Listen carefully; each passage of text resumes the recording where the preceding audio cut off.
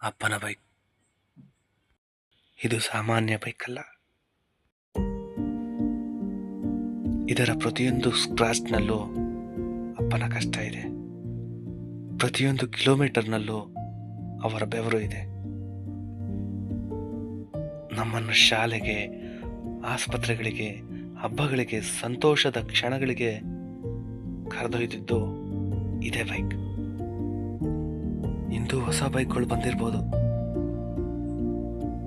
ಆದರೆ ಅಪ್ಪನ ಹಳೆಯ ಬೈಕ್ ಕೊಡುವ ನೆನಪು, ಭದ್ರತೆ ಮತ್ತು ಪ್ರೀತಿ ಯಾವ ಹೊಸ ಬೈಕ್ ಕೂಡ ಕೊಡಲು ಸಾಧ್ಯ ಇಲ್ಲ.